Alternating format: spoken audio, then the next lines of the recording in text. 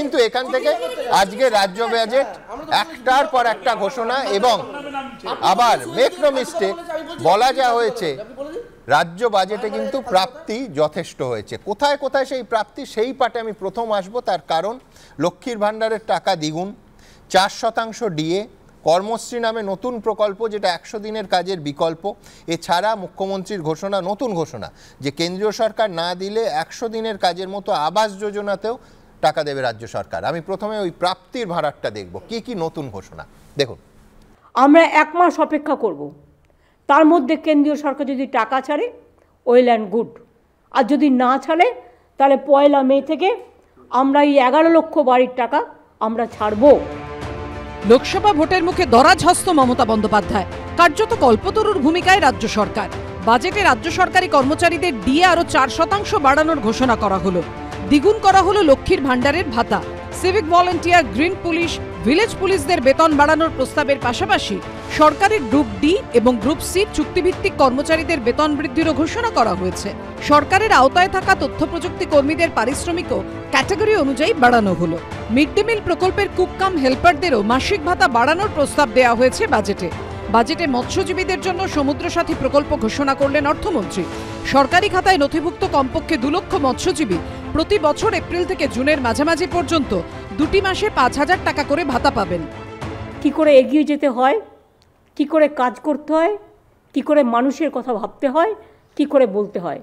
এবং আমি বলেছিলাম না, চমকে যাবেন, চিন্তা শক্তি থাকতে হয়, ভাবতে হয়। লোকসভা ভোটে হেরে যাওয়ার আতঙ্ক গোটা রাজ্য জুড়ে, চোর চোর শব্দে শাসক দিগ্ভ্রান্ত, শাসকের মন্ত্রী বিধায়করা জেলে, সন্দেশখালিতে গণজাগরণ ঘটেছে। তাই ভয়ে আতঙ্কিত হয়ে এই বাজেট পেশ করা হয়েছে। কেন্দ্রের 100 দিনের কাজের প্রকল্পের পাল্টা কর্মশ্রী প্রকল্পের কথা ঘোষণা হলো রাজ্য বাজেটে। এই প্রকল্পের আওতায় জব কার্ড হোল্ডারদের 50 দিন করে কাজ দেওয়ার কথা ঘোষণা করা হয়েছে। চলতি বছরের মে মাস থেকে কার্যকর হবে এই নয়া প্রকল্প। বাজেটে রাজ্যের পড়ুয়াদের জন্য নতুন ঘোষণা করল তৃণমূল সরকার। মাধ্যমিক পাশের পরে ছাত্রছাত্রীরা স্কুলে ভর্তি হলেই স্মার্টফোন পাবে। আশাবুল হোসেন, উজ্জ্বল মুখোপাধ্যায় ও রুমা পাল, এবিপি আনন্দ। আমি রবীন্দ্রনাথ বাবুর কাছে যাব। এক হচ্ছে যে বাজেট তো প্রস্তাব, বাস্তবায়িত হতে হবে, কিন্তু যদি বাস্তবায়িত হয় তাহলে খুব ছোট্ট দুটো শব্দ, যে লক্ষ্মী বাড়ে লক্ষ্মী লাভ।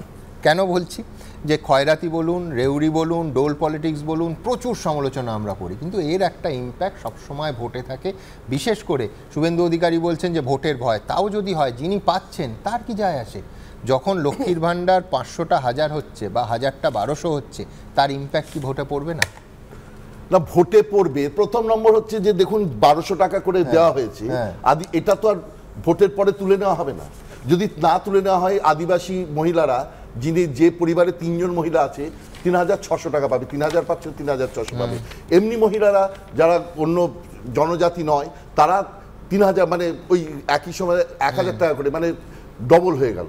আর আমার দিক থেকে আমি তো দেখতেই পাচ্ছি, আমি রাজ্য সরকারের কর্মচারী, 4% একই বছরে 2বার দিয়ে দেওয়া হলো।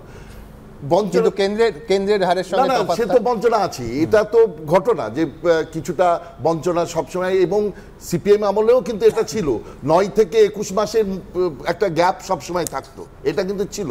সুতরাং এখানেও সেই গ্যাপটা আছে, কিন্তু এটাও ভাবতে হবে, এটা কিন্তু আমি মানে হয়তো অন্যরা আমার উপর ক্ষেপেও যেতে পারেন, কিন্তু তা সত্ত্বেও আমি বলছি যে আমার থেকে অনেক দরিদ্র মানুষ আছে, তাদের জন্য যদি মুখ্যমন্ত্রী কিছু করেন, আমি কিন্তু রাখবো না। আমার যা মানে আমার নিজস্ব দিক থেকে মনে হয়েছে, যদি এই ধরনের ভোটের কথা ভোটের আগে, না আপনি মন খুলে বলতে পারেন। আমি বলছি যে একটা বিজ্ঞাপন চলে আমাদের চ্যানেলেই, দেখেছি, প্রোডাক্টটার নাম আর বলছি না, যে অতিরিক্ত কিছু পেলে ভালোই তো লাগে। ভালো তো লাগবে, 4 পেয়ে আপনি 4 জায়গায় আরো 4 পাওয়া গেছে, কিন্তু এটা আমার দিক থেকে ভালো।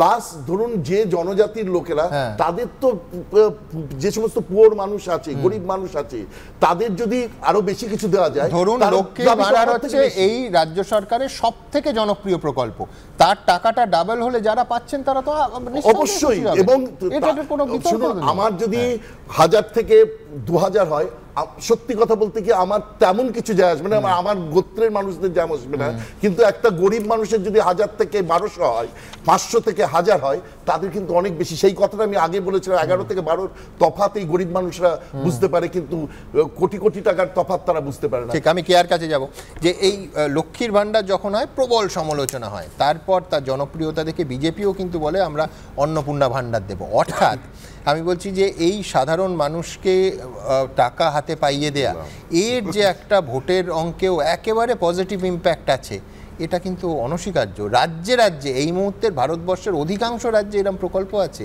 যেটা আজ থেকে 10 বছর আগে হয়তো ভাবাই যেত না। সুমন, আপনার জার্নালিস্টিক এবিলিটির উপর আমার একটুও সন্দেহ নেই, তাই আমি একটু খুব বিনম্রভাবে মনে করিয়ে দিতে চাই, অরুণোদয় প্রকল্প আসাম সরকারের 2020 সালের অক্টোবর মাসে এটা শুরু হয়েছিল, যেখানে কিন্তু সেখানকার যারা জনজাতি বা মানে অধ্যুষিত এলাকায় সব মানুষদের, তাদের হাতে 830 টাকা থেকে 1000 টাকা তাদের দেওয়া হতো। সুতরাং এই লক্ষ্মীর ভাণ্ডার নিয়ে যে তৃণমূলের যে এত তাদের দাবি যে আমরাই প্রথম পথপ্রদর্শক, তা নয়, ভারতীয় জনতা পার্টির সরকারই কিন্তু এটা শুরু করেছিল। অন্যদিকে চলে আসে, আপনি যেটা বলছেন অনস্বীকার্য নয়, মানুষের হাতে দেখুন 500 থেকে 1000 যাচ্ছে, আজকে খুব আনন্দের দিন যারা গ্রামের মানুষ রয়েছেন, মহিলারা রয়েছেন। কিন্তু অন্যদিকে আমি যদি চিন্তা করি যে আপনার হাতে একটা লেমন জুস বা একটা মিষ্টির বাক্স ধরিয়ে আপনার হাত থেকে কান থেকে সোনার গয়নাটা খুলে নেওয়া হলো, তো কার্যত তাই। এই বাজেটে আপনি বলুন যে লক্ষ্মীর ভাণ্ডারের মারফত টাকা দেওয়া হচ্ছে মহিলাদের, কিন্তু তাদের পুরুষদের বাড়িদের যে তাদের স্বামী, তাদের বাবা বা তার বাড়ির অন্যান্য যারা রয়েছেন পুরুষদের, তাদের চাকরির বন্দোবস্ত কি আছে?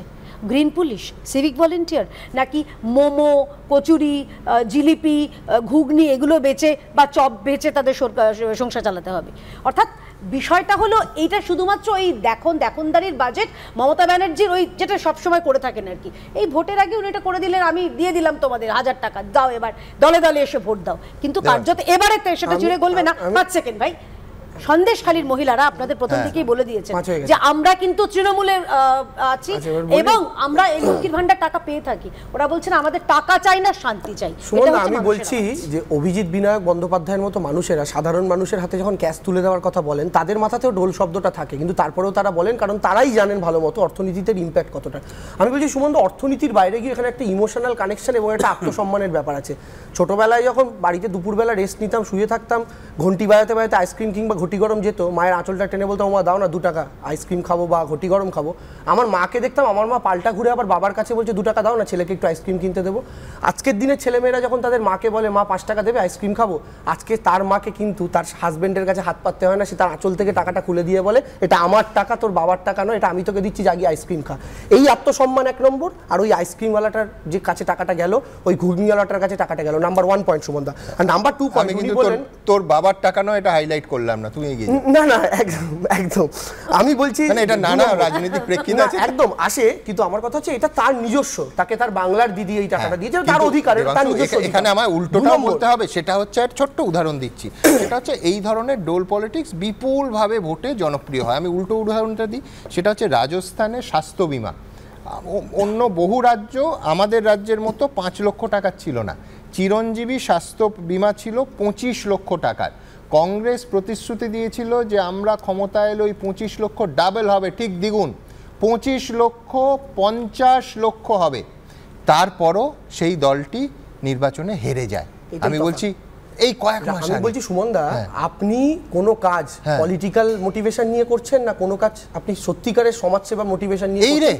আমি বলছি তার উপর আমি কেন বলছি সুমনদা, একটু ব্যাকগ্রাউন্ড মিউজিক দিও না, আমি বলছি কেন বলছি সুমনদা। প্রথম কারণ হচ্ছে কংগ্রেস যে প্রতিশ্রুতিটা ধরুন দিয়েছিল, ওটা নির্বাচনী প্রতিশ্রুতি ছিল, মানুষ সেটা বুঝে গেছিল নির্বাচনী প্রতিশ্রুতি, যেটা ভারতীয় জনতা পার্টি তৃণমূল যেটা দিচ্ছে সেটা নিখাত সমাজসেবা। কারণ আমি বলছি হাসবে সুমন দা, তার একটা কারণ আছে। আমি বলছি আমি সুব্রত মুখার্জি পন্থী, জানো তো, আমি তোমার দলের নেতা সুব্রত মুখার্জি বিশ্বাস করতেন, বারবার অন ক্যামেরাও বলেছেন যে এটা হচ্ছে সংসদীয় রাজনীতি। তিনি একটা উদাহরণ দিতেন যে রামকৃষ্ণ মিশন বা ভারত সেবাশ্রম নয়, আমরা কাজ করি মানুষের জন্য, মানুষ ভোট দেবে বলে। সমাজ সেবাটা কেন? আমি দুটো লাইনে বলি, তুমি বলো সাধারণ মানুষের ভালো হচ্ছে, আমি মেনে নেব। আমি দুটো লাইনে বলছি, সমাজ সেবা, সাধারণ মানুষের আপলিফটমেন্ট, এটা আমাদের কাছে একটা বড় ফ্যাক্টর, যে কারণে জঙ্গলমহল তাহলে একই সূত্রে আমরা সেই চাকাটা ঘুরিয়েছিলাম। ঠিক না, আমি দেবাংশু তোমায় মানতে হবে যে মধ্যপ্রদেশে বিজেপি সরকারের যে লাডলি মেহনা প্রকল্প, সেটাও সমাজসেবা ছিল। হ্যাঁ, কিন্তু দুঃখের বিষয় হচ্ছে ওই সমাজ সেবায় তারা 1,25,00,000 মানুষের কাছে পৌঁছেছেন, আমরা 2,11,00,000 মানুষের কাছে পৌঁছেছি। আর সেকেন্ড পয়েন্ট যেটা সুমন আমাকে বলতেই হবে, যেটা বলতে চাইছি এতক্ষণ ধরে, শুভেন্দু অধিকারী পঞ্চায়েত নির্বাচনের সময় প্রতিশ্রুতি দিয়েছিলেন যে আমরা অন্নপূর্ণা ভান্ডার করবো যদি আমরা পঞ্চায়েতে জিতি। প্রথম কথা, পঞ্চায়েতে জিতে কি করে করবেন আমি জানি না।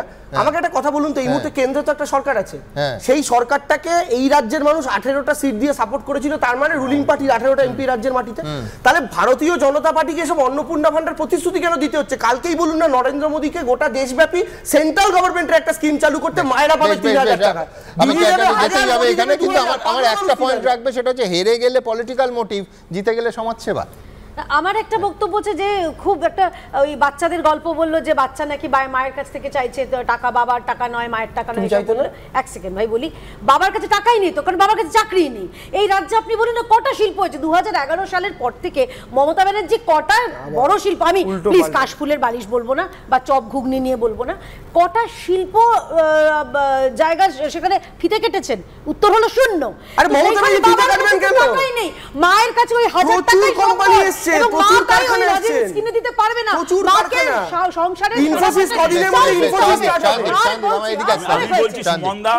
কর্ণাটক, তামিলনাড়ু, অন্ধ্রপ্রদেশ, কেরালা, এইসব রাজ্যগুলোর আমি তোমাকে একাধিক উদাহরণ দিতে পারি যেরকম অসংখ্য স্কিম চালু রয়েছে, কিন্তু সেই স্কিমগুলো কোনোটাই মিনিমাম 1,500 টাকার কমে নেই। আর সেখানে পশ্চিমবাংলায় 11 বছর বাদে 500 থেকে এটা 1000 হলো। কেন 1000 টাকাটা জনজাতি মহিলাদের ক্ষেত্রে তাহলে 2000 হবে না? মুখ্যমন্ত্রী 40,000 টাকা, আর সেখানে দাঁড়িয়ে মাত্র 500 টাকা বৃদ্ধি করতে পারলেন। আর আমার কথা হলো যে এই যে প্রাপ্তির কথা বললেন, কিন্তু তার সঙ্গে 6,93,231 কোটি টাকা যে ধার, সেই প্রাপ্তিটা কি হবে? 79,000 কোটি টাকা। শুধু প্রশ্ন, 34 বছরে কত টাকার লক্ষ্মীর ভান্ডার ছিল, কত টাকার কন্যাশ্রী ছিল? বিজ্ঞাপন ছিল না, মিডিয়ার তো প্রচার ছিল না, এই প্রজেক্টগুলো ছিল। বার্ধক্য ভাতা, বিধবা ভাতা, প্রতিবন্ধী ভাতা, বেকার ভাতা, এই সাইকেল।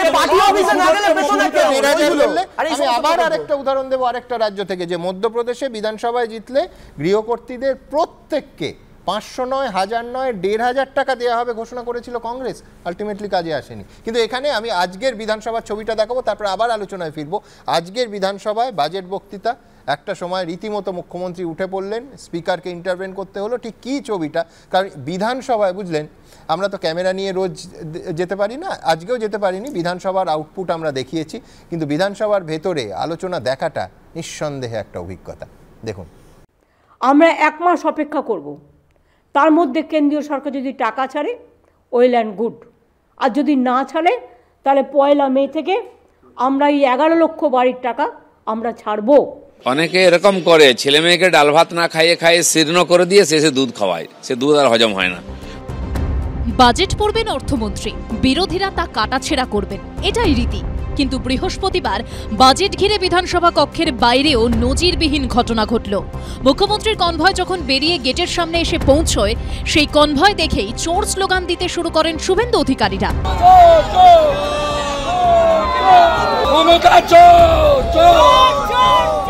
এটা কি কলকাতা পুলিশের কি জমিদারি নাকি? এটা ফার্দার করবেন না বলে দিলাম।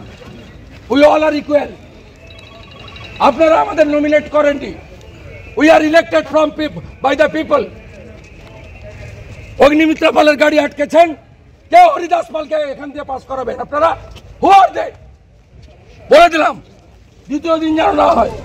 সেই সময় তৃণমূলপন্থী সরকারি কর্মচারীরা ডিএ বৃদ্ধির খবর পেয়ে বিধানসভা চত্বরে হাজির হয়েছিলেন। তারা শুভেন্দু অধিকারীর পাল্টা তাঁর পিছন পিছন মমতা বন্দ্যোপাধ্যায় জিন্দাবাদ স্লোগান দিতে থাকেন।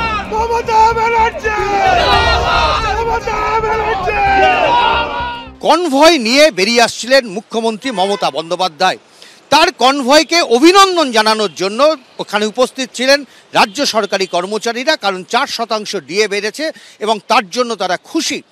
এই সময় দেখা যায় যে মুখ্যমন্ত্রীর কনভয়কে লক্ষ্য করে স্লোগান দিতে থাকেন শুভেন্দু অধিকারী, একের পর এক স্লোগান। এবার পাল্টা স্লোগান দেওয়া শুরু করেন রাজ্য সরকারি কর্মচারীরাও।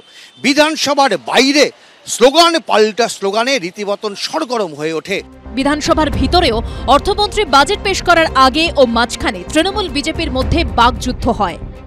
আমি হাত জোড় করে বলবো, যখন বড় সময় হবে বলবেন, কিন্তু আমাদের সরকারের বাজেট আমাদের পাস করতে যদি না করতে দেন পার্লামেন্টে বাজেট আমরা পেশ করতে দেবো না। আমি মমতা ব্যানার্জির চ্যালেঞ্জ হাউসে অ্যাকসেপ্ট করেছি। আপনার 18-20টা কর্মচারী আছে ওখানে, আপনার ক্ষমতা থাকে, একদিন এক্সটেন্ড হয়েছে শুনেছি আমি পার্লামেন্ট, 9-10 পার্লামেন্টটাকে অচল করে দেখান। বাজেট বক্তৃতার শুরুতেই অর্থমন্ত্রী চন্দ্রিমা ভট্টাচার্য কেন্দ্রের বিজেপি সরকারের সমালোচনা করতেই বিক্ষোভ দেখাতে শুরু করেন বিজেপি বিধায়করা। কেন্দ্রীয় সরকার রাজ্যের জনগণকে প্রাপ্য অর্থ থেকে বঞ্চিত করে যুক্তরাষ্ট্রীয় কাঠামোয় আমাদের ন্যায্য অধিকারকে বারবার প্রত্যাখ্যান করে চলেছে।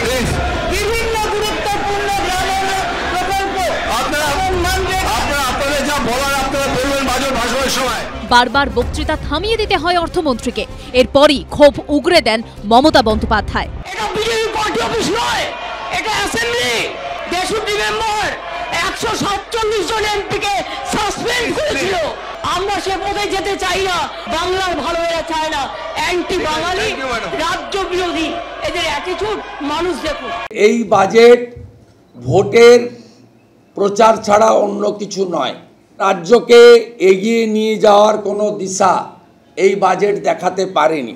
সোর্স অফ ফান্ড, ইনকাম কোত্থেকে আসবে, রাজস্বর কি অবস্থা ইত্যাদি এই বাজেটের কোনো রিফ্লেকশন নেই। আপনি বলতে দিচ্ছেন না কেন? তার মানে কি আপনি ভয় পাচ্ছেন?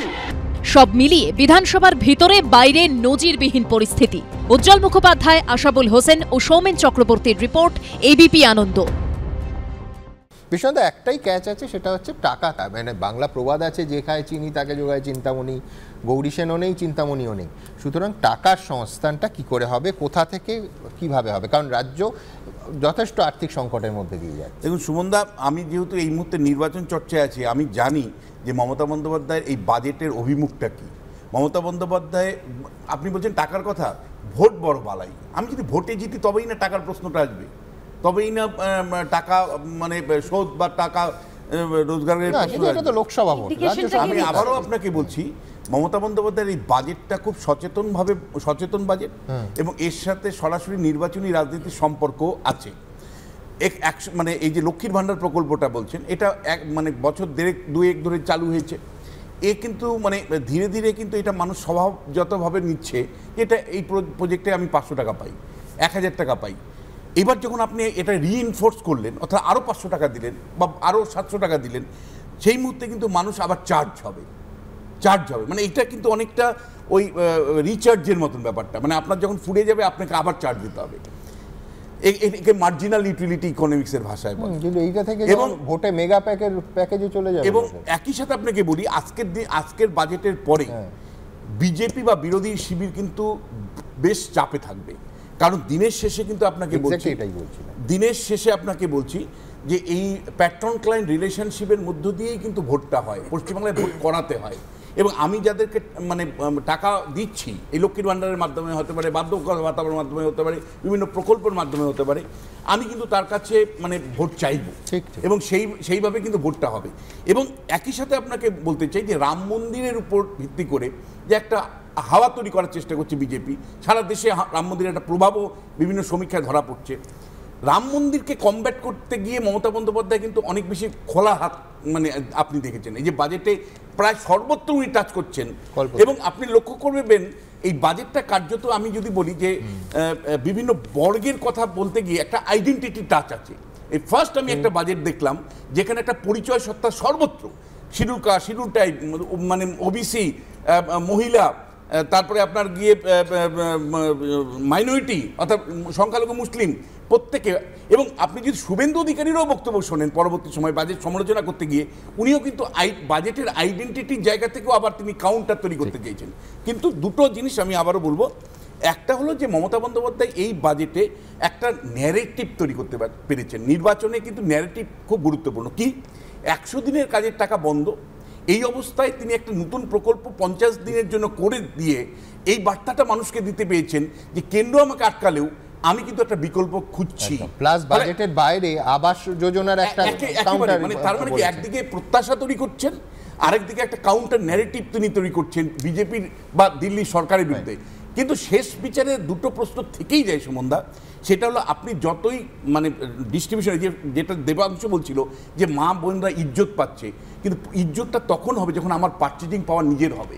অর্থাৎ আমি স্বামীর কাছেও নির্ভরশীল হব না, আমি সরকারের কাছেও নির্ভরশীল হব না, আমি দিনের পর দিন ডিপেন্ডেন্ট ভোটার না হয়ে আমি যদি মানে নিজের রোজগারটা নিজে করতে পারি, তার জন্য কল কারখানা শিল্পের বিকাশ যদি আমার হয়, আমার যদি কর্মসংস্থান হয়, সেই রোজগারটা আমার গর্বের হবে, সেইটার অভিমানের। এই কারণে মায়েদের আমরা হস্তশিল্পে উৎসাহিত করেছি, সবলা মেলার মতো মেলাও করেছি, এটা কিন্তু তারা নিজেরা করছেন। এক হচ্ছে বহুদিন পর স্পিকারের সদর্থক ভূমিকা খুব ভালো লেগেছে, এক। আর দুই হচ্ছে কনস্টেবল নামে যে প্রতিষ্ঠানটা আছে তাদের কিন্তু সাবস্টিটিউট হচ্ছে এখন সিভিক ভলেন্টিয়ার। ওরা কিন্তু ম্যাক্সিমাম ওয়ার্কলোডটা কাঁধে নেয়, পুলিশ কনস্টেবলদের রিক্রুটমেন্টটা এখন নেই। তাদের বেতনটা যে 1000 টাকা বাড়ানো হয়েছে, আই এম হ্যাপি।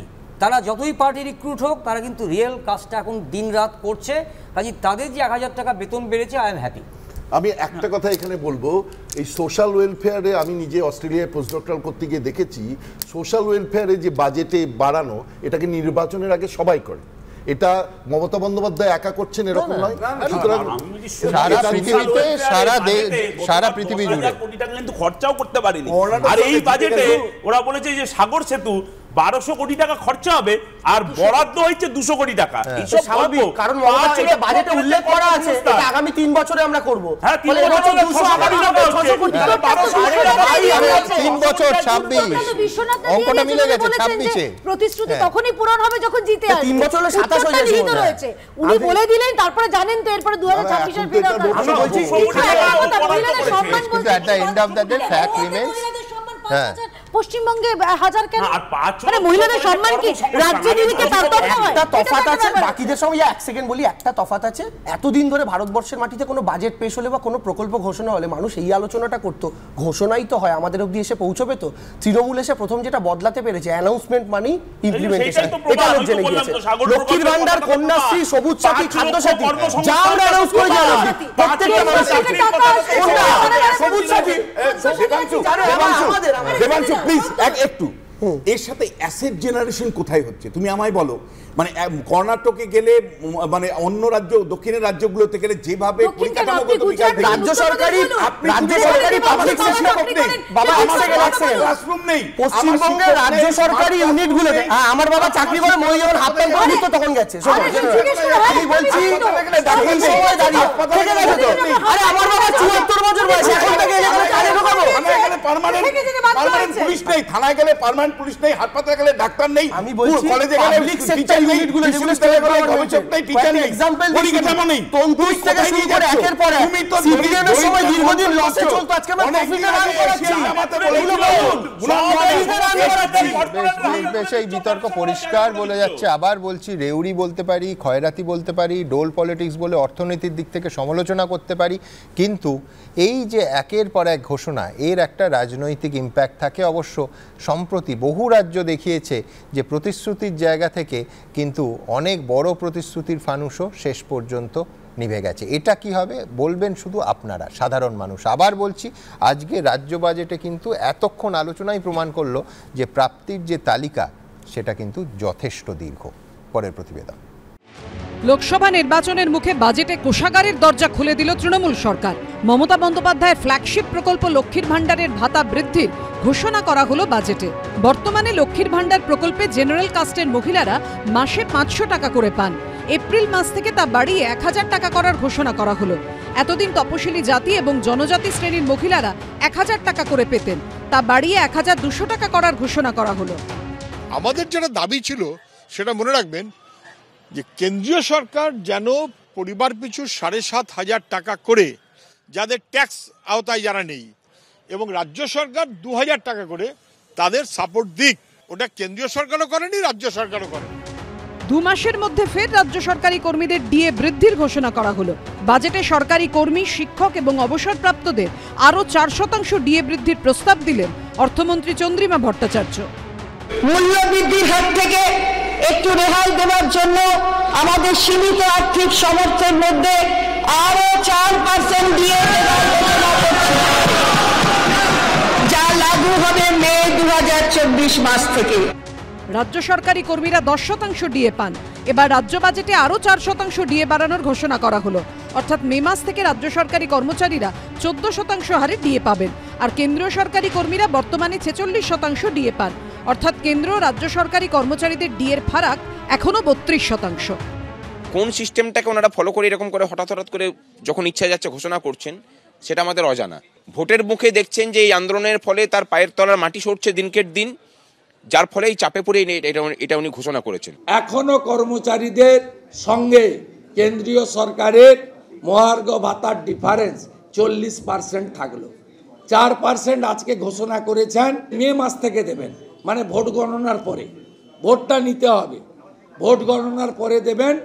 কিন্তু আপনাকে বলে রাখি, ইতিমধ্যে জানুয়ারি মাস আসার সাথে সাথে 4% ডিএ অলরেডি আবার বেড়ে গেছে।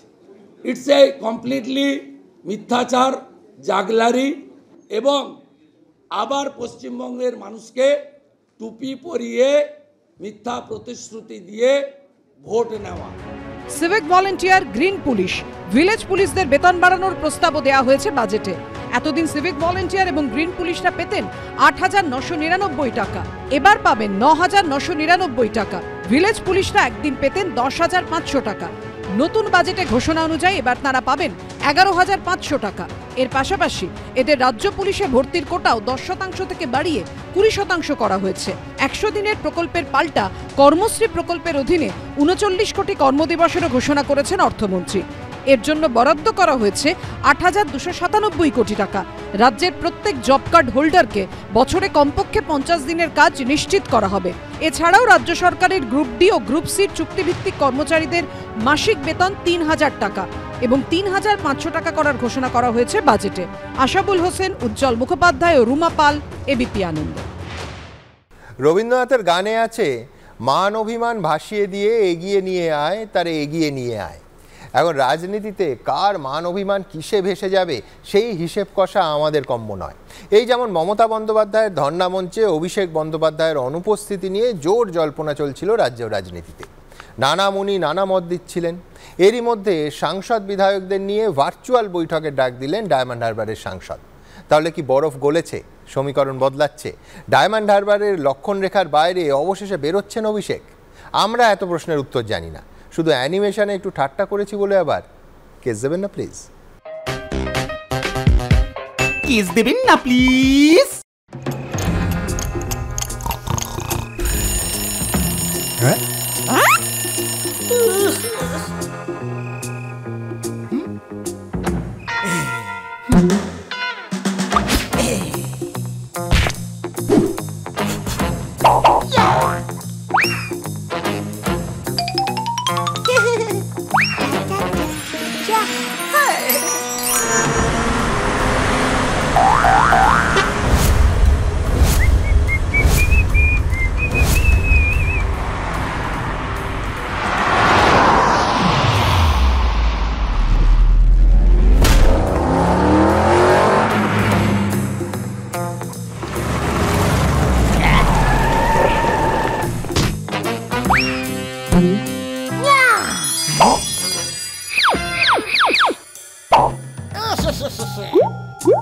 নমস্কার।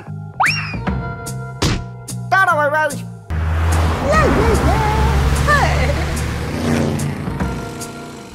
আসবে আর থামুন থামুন।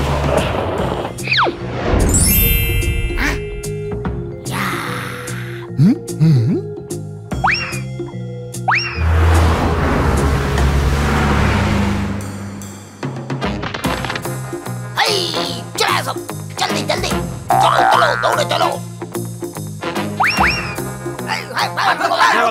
আমি বলছি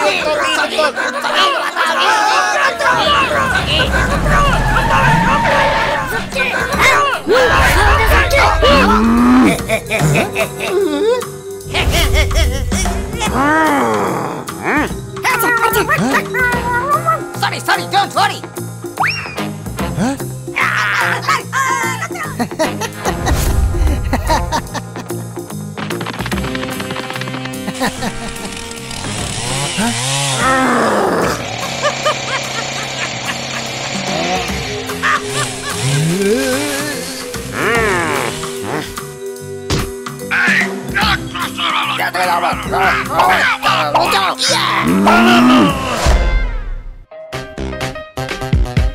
কিস দেবেন না প্লিজ।